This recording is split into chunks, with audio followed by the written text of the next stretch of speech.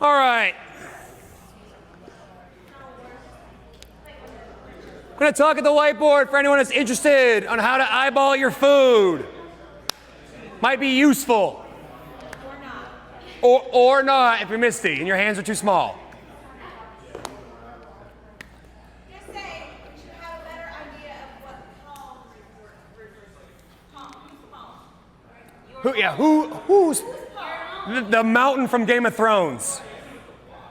Shaq. Shaq's palm.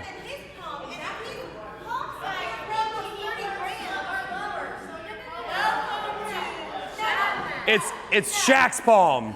Go to the basketball museum, see how big Shaq's hand is, and ask for that. All right. So, the topic that I want to talk about today is just one way to help you quantify your food intake. And again, I don't want anyone to get super neurotic with what they're eating in terms of like, I must get exactly 31.8 grams of protein every day or the world is going to end. The idea simply here is to help you identify the quantity of the food you're taking in so you can make informed choices about adjustments down the road. Now, there are many different ways of figuring out your intake. The ultra precise, you need a food scale and measuring cups, and you weigh and measure every single thing you put in your body because you can look up what they weigh and the corresponding macronutrients attached to that and figure out how many grams of protein, carbohydrate, and fat you're getting in your life every single day. And if you want to move on that continuum from wellness to fitness, the further you want to get over here, the more precise your calculations need to be. Now, most of us are really happy living in here, where if we're just eating whole unprocessed foods every single day and we're not putting junk in our body, we're probably going to be just fine in here. But if you really want to take your fitness and your health markers, these things in that further direction, having a more precise quantification than the eyeball method is probably for you. But for most of us, this works awesome because it just kind of simplifies your intake very nicely. So the way this works, for every meal that you have, you want a palm-sized quantity of protein because it corresponds to somewhere in the neighborhood of about 4 ounces. Now, I don't mean just like it only can fit in here, but if you can put it in your palm, yes, good luck. I don't know if you can stretch your hands. But that's about 30 grams. And I'm talking about something like fish or beef or chicken. I mean, if you're like bacon, it's probably not. If it's sausage, it's probably not. I'm talking about like lean meats. So that's kind of where you'd start, your protein. That's usually where I tell you all, if you're looking to change your macronutrients or get informed with how you're eating, start with your protein. It's probably the most important macronutrient when it comes time to making sure you're satiated, so full, and not over-consuming the junk. Then you have a decision to make based on what you're eating for the day. If you're eating something more that's closely resembles a vegetable, we would call that a low-density carbohydrate. Think like broccoli, spinach, cauliflower, things that are on the like low glycemic end of carbohydrate. You'd want about twice the amount of that carbohydrate that you have in protein. And again, if you have your dinner plate and you plop your protein on it, plop twice the amount of vegetables on your plate. The starchier it is, the more dense it is in terms of carbohydrate, the closer you'd want to be down to this side. But when it's low density like broccoli, cauliflower, those things, twice the amount of protein. Now, if you do choose to eat things like sweet potato or white potato or rice or quinoa or any of those things, that would be considered more of a high density carbohydrate. You'd want that portion size to be about equal to your protein. So 1 handful of chicken breast and 1 handful of white rice or white potato or sweet potato, squash, anything that's more of like a starchy type of variety. And then usually it's nice to round those things off with a little bit of fat. Some of you like to put things like butter. If you're having potatoes, white rice, sweet potato, take it easy, Mom. Calm down. Take it easy. Take it easy. But some of you might elect to have something different. Might have nuts or seeds or some other form of fat. The rule is about the size of your thumb. Not just like this, your thumb, the whole thing, right? Yeah. And if you're like, if you're not sure, that's measuring just from the base. From where it starts. Yeah. From the back.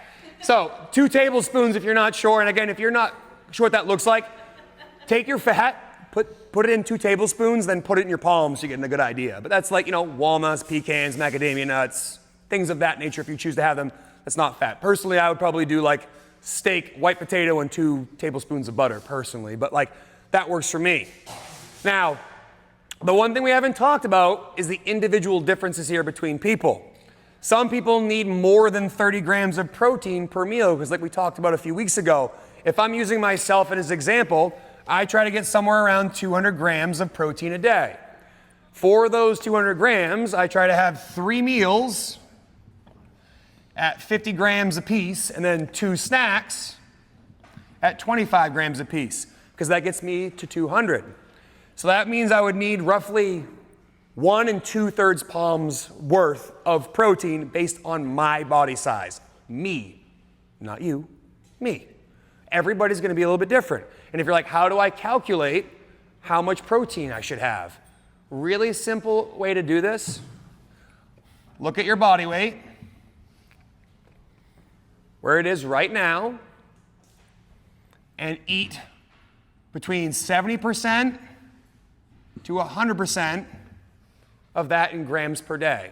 So for me as an example, that would be somewhere between 140 grams and 200 grams of protein a day. The more active, the closer you should be to 100. The less active, the closer to 70. And when I say active, I mean not that you just come here and work out 3 days a week. Active is like I have a physical manual labor job. I work out for more than 5 hours a week. I'm probably not sitting on the couch watching TV very often. You just aren't a person who does those things. That's what I mean when I say very active. Most of us live in like the 70 to 80% range because we have desk jobs and we don't come here more than like 3 or 4 days a week, which is a perfect amount of CrossFit. But just realize that you aren't what they would define as highly active. So, my hope is that you can use this information if you're someone who likes to track their food and you get like a little bit anxious if you go out to eat and you're like, fuck, how many sweet potato fries and chicken burgers did I have and equal my macros? This is a nice way to go out to eat and have a rough estimation of what you are putting in your body. It's not perfect, but it's a great place to start. And that's really all I'm trying to do is give you a great place to start. If you want to nerd out more in the science of like, all right, exactly how much of things and how can I get a better impact there, we need to be a bit more precise like we talked about before. Food scales and measuring cups. But for just general eating, if you're eating whole unprocessed foods and you eat about this amount, palm-sized protein, either 2x palm size for low density or palm size for high density carbohydrate, and a thumb's width or a thumb size of fats every single meal, you're doing really good and you don't need to do much else if you're just looking to be healthy. Yes, Daniel. I was kind of peeking at the pictures in the book up there, and like typically for me, a plate's going to have that low density carb and that high density carb. Are you kind of saying they're mutually exclusive? Or? No, I'm just so like I think if you were like, so I'm going to have both. You know, if I want to have both on my plate, maybe I do, you know, the same as my protein for low density and half as much for high density. So I agree. Most people typically mix more than just one type of carbohydrate in your plate. Yeah, exactly. But and again, a good general rule, kind of going back to the 100 words of fitness over there, is like eat meat and vegetables. They don't really say about quantity, it's just kind of eat at libitum. And then you have some fruit, little starch, and no sugar. We should have a little bit more fruit, then we have starch, and more starch than sugar, which is, again, 0. So like the idea here is to give you rough estimations for quantification there. So that is totally fine. You definitely can mix up your plate as you go. Any other questions?